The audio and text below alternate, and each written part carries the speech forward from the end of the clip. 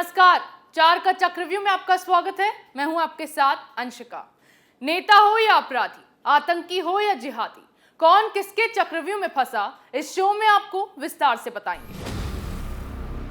चक्रव्यूह में आज सबसे पहले बात सीबीआई के चक्रकाल में फंसे उद्धव ठाकरे की, क्योंकि 100 करोड़ वसूली मामले में सीबीआई ने जो चार्जशीट दाखिल की है उसमें परमबीर सिंह के हवाले से साफ किया गया है कि इस मामले में उद्धव ठाकरे को पूरी जानकारी थी।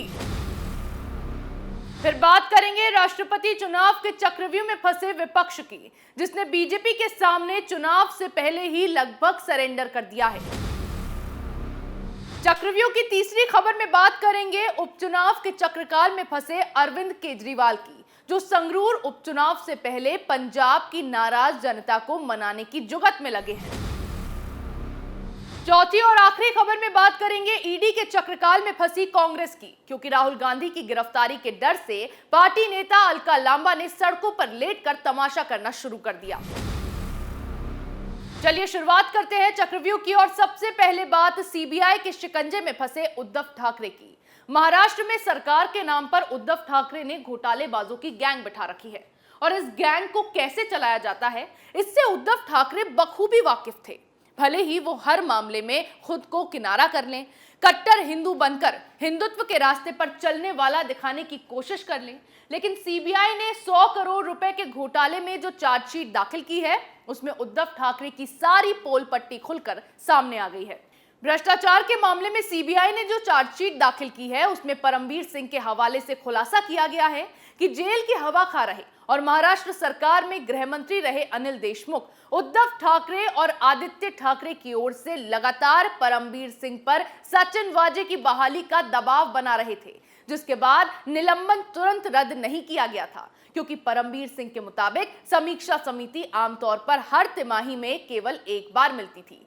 सचिन वाजे वो हैं जिसे एंटीलिया टेरर केस में मास्टरमाइंड के आरोपों के तहत एनआईए ने गिरफ्तार किया है।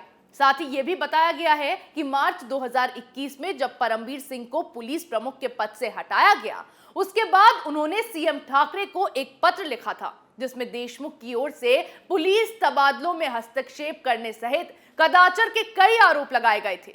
पत्र भेजने से पहले परमबीर सिंह ने ठाकरे को देशमुख के कारनामों के बारे में जानकारी दी थी, लेकिन तब ठाकरे ने कहा था कि वो आपके गृह मंत्री हैं। जब उद्धव ठाकरे ने मामले में कोई एक्शन नहीं लिया तो परमबीर सिंह ने देशमुख के बारे में राकांपा अध्यक्ष शरद पवार, डिप्टी सीएम अजीत पवार, सिंचाई मंत्री जयंत पाटिल और परिवहन मंत्री अनिल परब को बताया, लेकिन इन सभी लोगों ने परमबीर सिंह की बातों को एक कान से सुनकर दूसरे कान से निकाल दिया।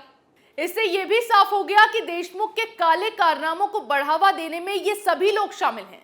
ऐसे में परमबीर सिंह ने सीबीआई को एक लिस्ट दी, जिसमें मुंबई से बाहर स्थानांतरित किए जाने वाले पुलिस सब इंस्पेक्टर के रैंक से लेकर पुलिस इंस्पेक्टर तक के अधिकारियों के नामों की सिफारिश की गई थी। सिफारिश करने वालों में deputy CM Ajit Pawar, NCP नेता नवाब मलिक और सांसद सुप्रिया सुले सहित कई एनसीपी नेता शामिल थे। इसके अलावा चार्जशीट में वाजे का बयान भी दर्ज किया गया है। वाजे ने अपने बयान में कहा है कि उन पर कई राजनीतिक व्यक्तियों ने दबाव डाला और उन्हें उस वक्त दबाव के चलते घुटने टेकने पड़े। वाजे ने यह भी बताया कि वो अपनी बहाली के लिए देशमुख के संपर्क में आए थे और 7 अप्रैल 2020 को मंत्री ने उन्हें परमबीर सिंह के पास आवेदन जमा करने के लिए कहा था, और इसके लिए देशमुख ने उनसे 2 करोड़ रुपए भी मांगे थे। अब सीबीआई ने सचिन वाजे को मामले में सरकारी गवाह बना लिया है और भ्रष्टाचार के आरोपों के तहत अनिल देशमुख पहले से ही जेल की सलाखों के पीछे हैं। लेकिन अब जो खुलासा इस चार्जशीट में किया गया है उससे उद्धव और उनके लाडले बेटे की मुश्किलें बढ़ गई हैं, क्योंकि परमबीर सिंह के मुताबिक अगर इस मामले में उद्धव को जानकारी थी तो उनके सभी दावे झूठे हो गए और अब सीबीआई जल्द ही उद्धव ठाकरे पर शिकंजा कस सकती है। यहां उद्धव ठाकरे भी अनिल देशमुख के बाद वसूली कांड में फंसने वाले हैं, तो राष्ट्रपति चुनाव से पहले विपक्ष लगभग सरेंडर करता दिखाई दे रहा है। कल राष्ट्रपति चुनाव में विपक्ष का उम्मीदवार कौन होगा उसे लेकर बैठक बुलाई गई थी, और बैठक में मजबूरन अब विपक्ष को बीजेपी के सामने उम्मीदवार के नाम पर यशवंत सिन्हा के नाम को फाइनल करना पड़ा, क्योंकि बैठक से पहले ही महाराष्ट्र सरकार में मंत्री एकनाथ शिंदे ने आघाड़ी सरकार को ऐसा झटका दिया कि एनसीपी, शिवसेना और कांग्रेस के पैरों तले जमीन ही खिसक गई। शरद पवार की पार्टी एनसीपी के साथ शिवसेना के गठबंधन को लेकर एकनाथ शिंदे नाराज चल ही रहे थे। ऐसे में कल जब अचानक उनसे संपर्क नहीं हो पाया और पता चला कि वो अपने समर्थक विधायकों के साथ सूरत पहुंच गए, तो महाराष्ट्र की राजनीति में भूकंप आ गया। और सबसे अहम बात तो ये कि अघाड़ी के टूटने तक की नौबत खड़ी हो गई। शिंदे की मांग केवल यही रही कि महाराष्ट्र में शिवसेना एनसीपी से गठबंधन तोड़े और बीजेपी के साथ गठबंधन करे। देवेंद्र फडणवीस को मुख्यमंत्री बनाया जाए और उन्हें डिप्टी सीएम का पद मिल जाए। ऐसे में शरद पवार लगातार अपनी गठबंधन की सरकार को बचाने के लिए जद्दोजहद करते रहे। मुंबई में मीटिंग कर इस मामले को संभालते रहे, जिसमें राष्ट्रपति चुनाव के उम्मीदवार का नाम जल्दबाजी में चुनना पड़ा। वहीं बात करें ममता बनर्जी की, तो उनके सपनों पर तो पहले ही शरद पवार ने पानी फेर दिया था और रही सही कसर एकनाथ शिंदे की ओर से पूरी कर दी गई। अब 18 जुलाई को राष्ट्रपति के चुनाव होने वाले हैं और अब आधे अधूरे विपक्ष के उम्मीदवार के तौर पर यशवंत सिन्हा को चुना गया है। दिलचस्प बात यह भी है कि इस बैठक में भी वो विपक्षी दल शामिल नहीं हुए जो ममता बनर्जी की बैठक से नदारद दिखाई दिए थे। बीजेपी के खिलाफ विपक्ष को एकजुट कर मजबूत उम्मीदवार उतारने की रणनीति बनाई गई थी, लेकिन यहां तो विपक्ष एक दूसरे में ही अलग थलग पड़ गया है। उद्धव ठाकरे की सरकार गिरने की नौबत आ गई। वो उद्धव ठाकरे जो ममता बनर्जी पर निशाना साधते हुए विपक्ष के हालातों पर सवाल उठा रहे थे, वही अब अपनी सरकार नहीं संभाल पा रहे हैं। कांग्रेस पहले ही महाराष्ट्र में घिरी हुई है। अब शरद पवार के लिए भी मुश्किल खड़ी हो गई है, क्योंकि अहम बात तो यह है कि जो शरद पवार संकट मोचक माने जाते हैं, उनसे खुद पर आया ये संकट नहीं संभाला जा रहा। ऐसे में राष्ट्रपति चुनाव से पहले जो हालात महाराष्ट्र में बने हैं, उसके बाद विपक्ष की स्थिति साफ लग रही है और बीजेपी के सामने वो लगभग सरेंडर करता दिखाई दे रहा है। यहां राष्ट्रपति चुनाव में जीत का सपना देखने वाले विपक्ष की हालत टाइट हो गई है, तो वहीं उपचुनाव के दौर में विपक्षी पार्टियों की ओर से जीत हासिल करने के लिए दम लगाया जा रहा है।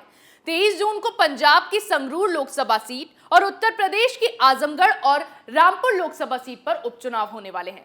संगरूर में भगवंत मान ने इस सीट से इस्तीफा दिया है, आजमगढ़ से अखिलेश यादव ने और रामपुर से आजम खान ने अपना इस्तीफा दिया है, जिसके बाद ये उपचुनाव होने वाले हैं। इसी कड़ी में आम आदमी पार्टी प्रमुख अरविंद केजरीवाल और पंजाब के मुख्यमंत्री भगवंत मान ने उपचुनाव से पहले रोड शो कर अपना शक्ति प्रदर्शन किया और दोनों ही नेताओं ने जनता से अपने उम्मीदवार को वोट देने की अपील भी की।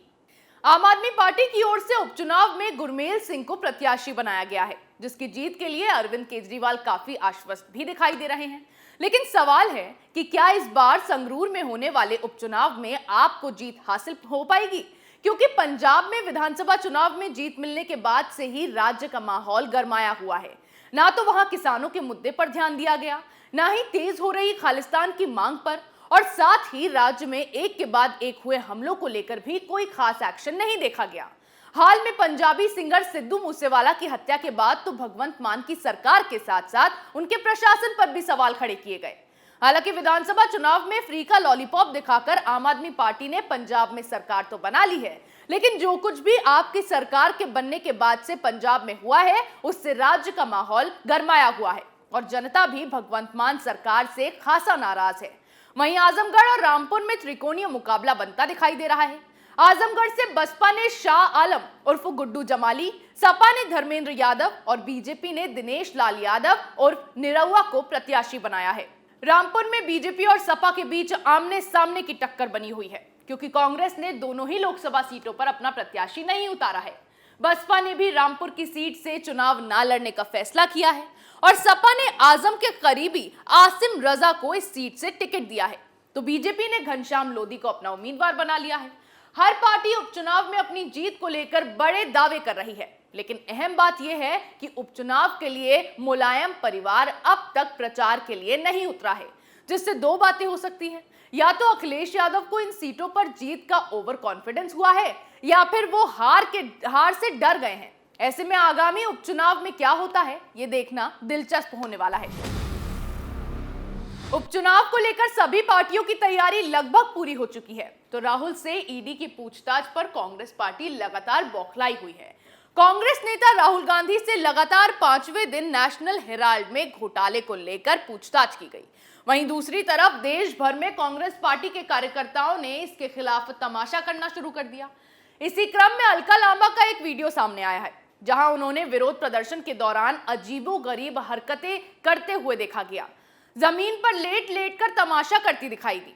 इस तमाशे के दौरान जब पुलिस कर्मियों ने अलका लांबा को रोकने की कोशिश की तो उन्होंने एक और नया ड्रामा शुरू कर दिया।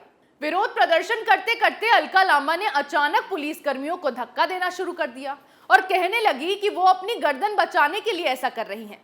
वीडियो में साफ इस बात को देखा गया कि किस तरह से अलका लांबा ने मीडिया का ध्यान अपनी ओर आकर्षित करने के लिए पुलिस कर्मी की वर्दी पर ही हाथ डाल दिया।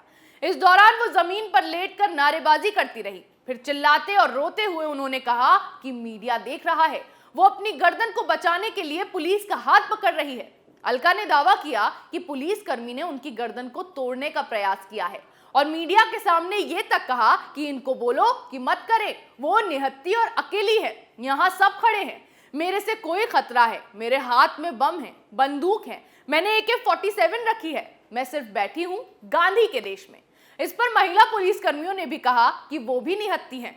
अलका लांबा इसके बाद जमीन पर लेटकर भारत माता की जय और जय जवान जय किसान का नारा लगाती रही। ये सब पुलिस की इमेज खराब करने और मीडिया का ध्यान अपनी ओर आकर्षित करने के लिए किया गया, जिससे ये दिखाया जा सके कि अलका लांबा तो चुपचाप बैठकर प्रदर्शन कर रही थी और पुलिस कर्मी उन्हें परेशान कर रहे थे। जाहिर तौर पर कांग्रेस ये तमाशा करेगी ही, क्योंकि राहुल गांधी से लगातार 5वें दिन भी पूछताछ की गई। जैसे जैसे पूछताछ का समय बढ़ता जा रहा है, वैसे वैसे कांग्रेस में हड़बड़ी मचने लगी है, क्योंकि राहुल के गिरफ्तार होने के चांसेस बढ़ते जा रहे हैं, जिससे ध्यान भटकाने के लिए अब पार्टी के नेता ये सब ड्रामा करने में लगे हैं। चक्रव्यूह में मेरे साथ आज इतना ही। कल फिर कौन किसके चक्रव्यूह में फंसेगा, नए मुद्दों के साथ पेश होंगे और दिखाएंगे कई और सनसनीखेज खुलासे। तब तक के लिए देखते रहिए कैपिटल टीवी।